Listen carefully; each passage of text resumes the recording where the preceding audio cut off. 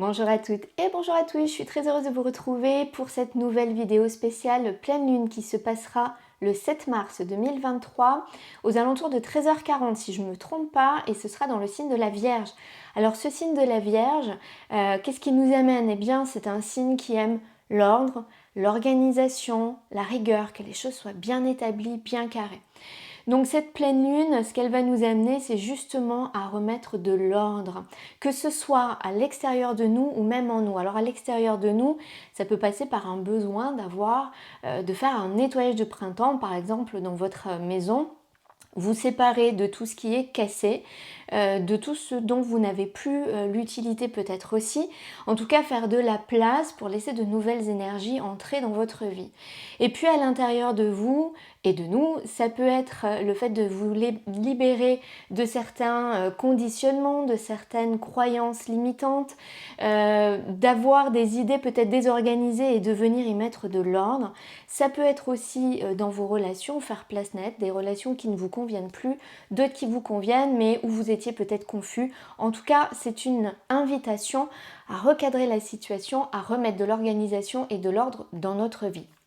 On va regarder dans ce tirage, je vais faire un tirage signe par signe pour voir les questionnements que cette pleine lune vous amène, sur quoi vous devez axer votre pensée et regarder vers quoi vous devez travailler pour libérer et faire de la place. Pour ça, je vais utiliser l'oracle de l'éveil de l'âme de Bruno Charvet et de Messodi Semama. Je vous montre la boîte, voilà. Donc je vais utiliser cet oracle pour faire cette guidance. Voilà, on va passer maintenant au tirage.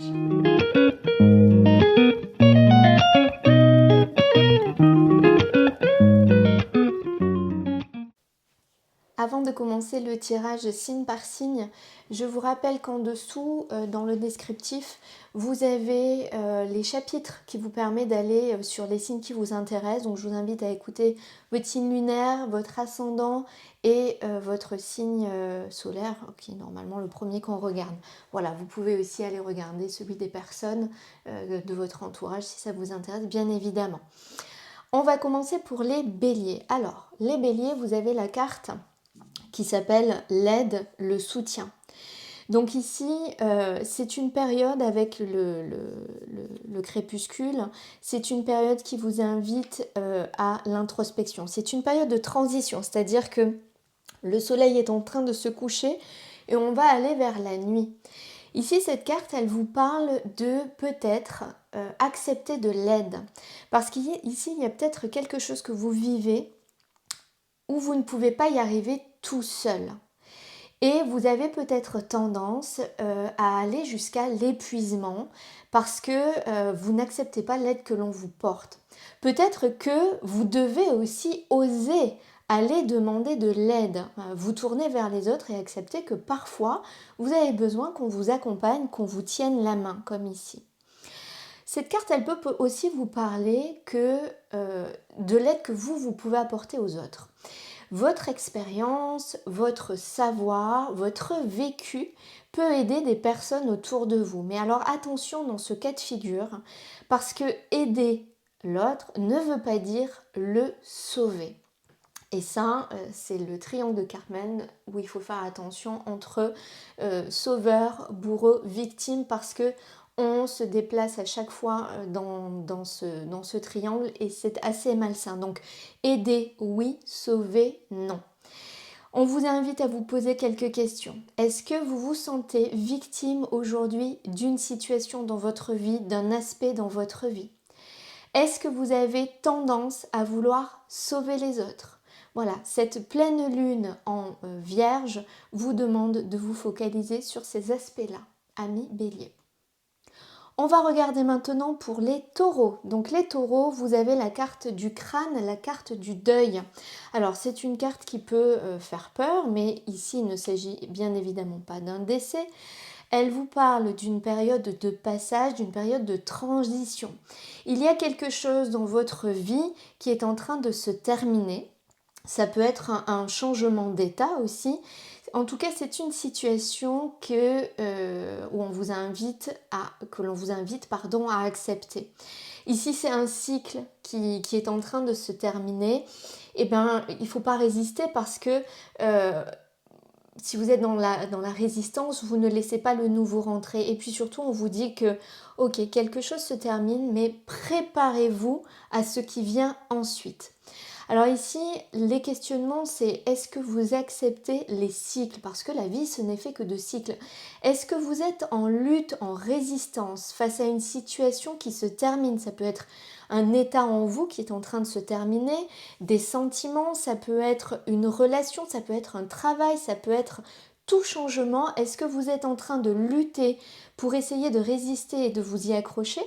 Ou est-ce que, au contraire, vous laissez les choses passer fluidement? Qu'est-ce qui pourrait émerger de cette situation? Qu'est-ce qui pourrait émerger de positif si vous arriviez à lâcher, à accepter que c'est terminé? Ce temps ici de pleine lune en Vierge vous demande aussi de prendre le temps de faire tranquillement ce deuil à votre rythme. Ici, c'est important. On va regarder maintenant ce qui attend les Gémeaux. Donc les Gémeaux, vous avez la carte de l'imagination, la carte du bouquet. Alors, l'imagination, c'est très bien, ça vous permet de rêver. Et ça nous permet aussi de nous projeter dans le futur. Mais l'imagination, outre tout ce qui est joli, tout ce qui est merveilleux, ça parle aussi de nos conditionnements, de nos croyances, de nos valeurs, de tous nos espoirs, mais aussi de nos peurs. Et tout ça, ça résulte de notre vécu, de notre passé, de tout ce que nous avons appris, traversé, expérimenté dans notre vie. Et bien sûr, tout ça a une influence sur nos choix. Le questionnement ici à avoir, c'est est-ce que vous êtes trop dans votre monde imaginaire, trop dans vos pensées, dans vos idéalisations, dans vos rêves? Ou au contraire, est-ce que vous êtes trop dans le concret et que vous ne vous autorisez pas à rêver? Est-ce que vous avez plutôt tendance à avancer comme ça, tout feu tout flamme, sans réfléchir parce que, encore une fois, vous idéalisez, vous fantasmez? Ou est-ce qu'au contraire, vous mettez trop d'attentes dans ce que vous souhaitez? En tout cas ici, on vous demande de vous libérer de vos croyances limitantes, de vos peurs et d'oser rêver. On va regarder maintenant ce qui attend les cancers. Donc les cancers, vous avez la carte du tigre, la carte de la colère. Alors c'est assez étonnant pour votre signe parce que vous aimez beaucoup la douceur, ce qui est pacifiste. Et pourtant ici, eh bien c'est une carte très volcanique.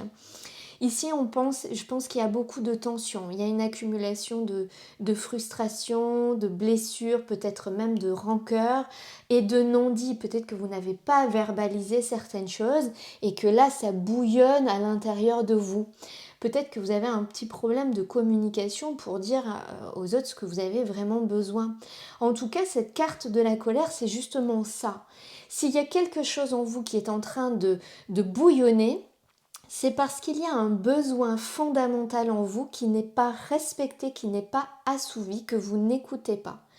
Donc le questionnement ici qu'on vous invite à avoir, c'est quelle limite au pluriel ou au singulier, a été ou ont été franchies? Qu'est-ce que vous avez besoin d'écouter en vous? Quel besoin vous n'écoutez pas en vous? Ici, on vous invite à ne pas garder ça pour vous, cette colère, parce que à force d'accumuler des rancœurs, des agacements, des non-dits, eh bien cette colère, elle finira par exploser. On vous invite vraiment à écouter ici ce besoin, à l'identifier, quel est ce besoin profond qui n'est pas écouté, pour venir justement le combler avant que le tigre bondissent et viennent causer des dommages. On va regarder maintenant pour les lions.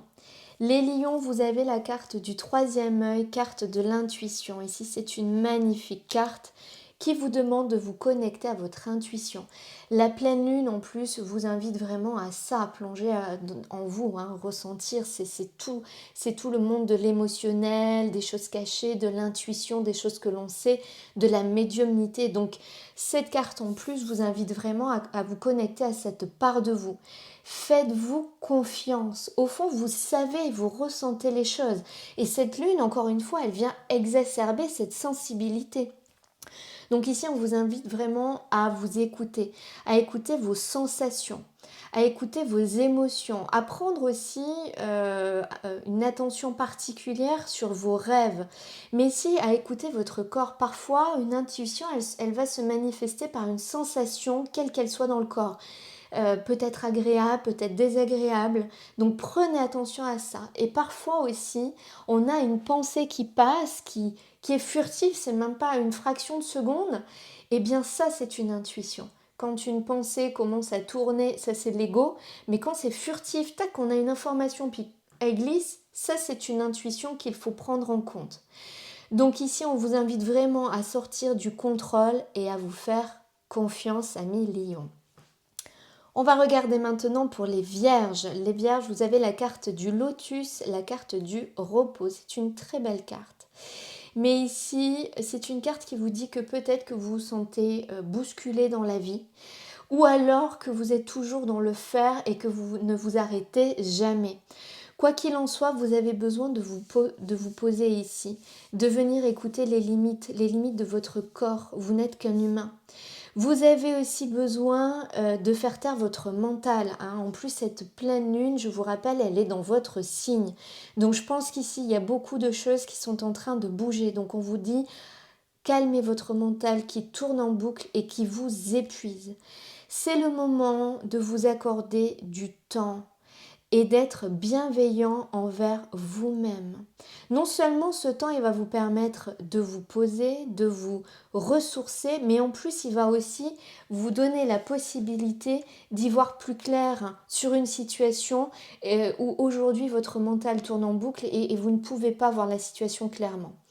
Donc ici, on vous demande de vous poser et de vous questionner et de regarder en face quelle partie de vous a besoin de repos. On va regarder maintenant pour les balances. Alors, les balances, vous avez la carte de la boussole, la carte du choix. Très jolie carte. Ici, on vous demande de vous mettre en marche en choisissant vers où vous souhaitez aller. Vous avez le choix. La carte de la boussole vous offre plusieurs chemins. Alors, quel chemin vous allez choisir? Est-ce que vous allez choisir un chemin que vous connaissez déjà parce que c'est rassurant? Ou est-ce que vous allez prendre le risque de prendre un chemin qui vous amène vers l'inconnu? Ici, ça peut vous dire aussi que vous n'arrivez pas à choisir une destination, pas une destination, que vous n'arrivez pas à choisir un chemin. Et justement, c'est ce qu'on vous invite à faire, à vous rappeler de la destination qu'aujourd'hui vous avez peut-être oubliée. On a tous en nous une boussole intérieure. Ici, on vous demande de vous reconnecter à votre boussole intérieure en mettant de côté la peur qui vous empêche de la voir. Alors, face à des situations qui peuvent être subies actuellement, peut-être qu'il y a quelque chose que vous ne maîtrisez pas et que vous subissez, on vous dit que vous avez toujours le choix de votre comportement face à cette situation. Comment est-ce que j'agis? Comment est-ce que je pense? Comment est-ce que je réagis? Comment est-ce que je me sens? Ça, vous n'avez peut-être pas d'action sur la situation en elle-même, mais vous avez une action sur vous. On vous demande de vous poser les questions suivantes. Quelles sont vos envies profondes? Et de quoi vous avez vraiment besoin là, tout de suite? Voilà, amis vierges. On va regarder maintenant pour les scorpions. Vous avez la carte de la goutte, la carte de l'intention. Vous voyez cette goutte, elle tombe sur cette surface d'eau et elle crée des ondes de forme. Eh bien, prenez conscience que tout ce que vous faites, que tout ce que vous dites, que tout ce que vous pensez a des répercussions sur l'extérieur, comme cette goutte qui tombe et qui propage des ondes à la surface de cette eau qui est calme. Ici, on vous demande de faire le point sur vos intentions profondes. Regardez où vous focalisez votre regard. Est-ce que vous regardez plutôt ce qui va bien dans votre vie, vous êtes optimiste? Ou est-ce que vous focalisez plutôt votre regard sur ce qui va mal et vous avez tendance à être pessimiste? Soyez vraiment clair sur ce que vous voulez vraiment dans votre vie, sur ce que vous voulez créer. Et on va vous demander de diriger vos intentions sur ça. Donc si vous voulez créer de nouvelles choses positives mais que vous focalisez votre regard sur ce qui va mal, eh bien comprenez que ce n'est pas des choses positives du renouveau que vous allez créer. Donc dirigez vos intentions sur ce que vous voulez vraiment. On vous demande ici de regarder vos peurs en face, de regarder aussi les croyances limitantes qui pourraient freiner la réalisation de ce que vous voulez vraiment et de les libérer. C'est vraiment l'appel de cette pleine lune en Vierge. Libérez-vous de vos croyances limitantes et de vos peurs. On va regarder maintenant pour les Sagittaires. Vous avez une carte qui est la carte Yin, l'énergie féminine, qui fait appel à ce Yin et à ce Yang, qui vous dit que les choses existent parce qu'il y a toujours son contraire, c'est-à-dire la nuit existe parce qu'il y a le jour. L'homme existe avec la femme. Ils sont tous les deux complémentaires et l'un engendre l'autre. Donc vous avez cette part ici, Yin, qui est la part de l'énergie féminine, la part de la création. Mais c'est aussi une carte qui vous invite à revenir en vous, à venir ressentir à l'intérieur de vous tout ce qui s'y passe. Alors ça va être aussi bien physiquement qu'émotionnellement. C'est une carte aussi qui vous invite à vous connecter à votre sensibilité, à la laisser s'extérioriser. On vous demande de ralentir, d'aller au fond de vous, d'aller au fond des choses. Le yin, c'est tout ce qui est lent, tout ce qui est posé, c'est tout ce qui est la nuit. C'est donc ce temps d'introspection et c'est pour ça que c'est une carte qui fait partie de celle de la nuit ici. C'est l'intériorisation. Donc on vous demande d'écouter vos ressentis, vos émotions. Et de cette part de vous qui ne demande qu'à créer, puisque le yin, c'est aussi la carte de la création. Donc faites de la place à cette part qui veut créer quelque chose, qui veut laisser émerger cette part d'enfantement. Faites-lui de la place pour qu'elle puisse créer pleinement ce qu'elle a à créer en accord avec votre sensibilité et vos ressentis ici et vos émotions. On va regarder maintenant pour les Capricornes. Les Capricornes, vous avez la carte du masque, la carte de la peur. Alors c'est un peu comme cette carte du crâne, c'est une carte qui, de prime abord, n'est pas très joyeuse, mais en fait, elle vous demande de regarder en face ce qui vous effraie là, tout de suite dans votre vie. Il y a forcément une situation qui vous met dans une forme d'inconfort. Alors, face à cette situation, regardez comment vous réagissez. Face à une peur, on peut être soit dans une phase de sidération, on ne peut plus bouger, on n'est plus capable d'agir, on est sur place, sidéré, ou au contraire, on va être dans une situation de fuite. Face à cette situation, on va essayer de la fuir, d'aller le plus loin possible, ou alors on va être dans une position de défense et peut-être même d'attaque. Donc ici, on vous demande de regarder aujourd'hui dans votre vie dans quel état vous êtes, dans la sidération, dans la fuite ou dans l'attaque. Ça peut vous parler aussi face à une situation du fait de porter un masque pour ne pas montrer votre peur. Alors la peur, elle est naturelle et puis elle est nécessaire surtout. Mais cette peur, elle ne doit pas déterminer vos choix, vos prises de décision. La question à vous poser, c'est est-ce que cette peur que vous avez vous protège d'un danger réel ou d'un danger imaginaire ? Parfois, on a vécu des situations par le passé ou dans l'enfance qui ont généré cette peur et quand on se trouve de nouveau dans une situation qui peut être différente mais qui nous fait émerger une peur qui peut être inconsciente, eh bien cette peur n'est pas réelle, on n'est pas en danger de mort dans le concret, d'accord? Donc c'est imaginaire. Donc cette peur ici, de quoi elle vous protège? On vous demande aussi de regarder comment vous pourriez la dépasser, cette peur. Et puis, de faire tomber ce masque et de regarder en face quelles sont vos propres limites. On va regarder maintenant pour le signe des Verseaux. Vous avez la carte du Phénix, la carte de la transformation. Et c'est très intéressant puisque Pluton va rentrer dans le signe, dans notre signe, puisque je suis Verseau aussi. Je crois que c'est le 23 mars si je ne me trompe pas, et c'est justement une carte, une planète qui va faire une courte transition là au mois de mars et qui reviendra après pour 2024, qui va être une planète qui va nous inviter à cette transformation profonde. Et c'est pas anodin si elle vient ici nous apporter ce message à cette pleine lune du mois de mars. Donc ici, c'est une carte de transformation, c'est une carte de changement d'état, mais c'est aussi une carte de renaissance, puisque le phénix, il brûle, il se consume et il renaît de ses cendres. Donc c'est une carte qui nous parle d'un nouveau cycle. Ce qui est terminé n'est pas mort, mais est transformé, prend une allure différente, d'accord? Donc on vous demande ici, dans votre vie, qu'est-ce qui semble terminé et qui devrait être transformé? Est-ce que vous arrivez à vous adapter au mouvement, au cycle de la vie? Ou est-ce que vous les subissez parce que vous vous accrochez à quelque chose qui est terminé?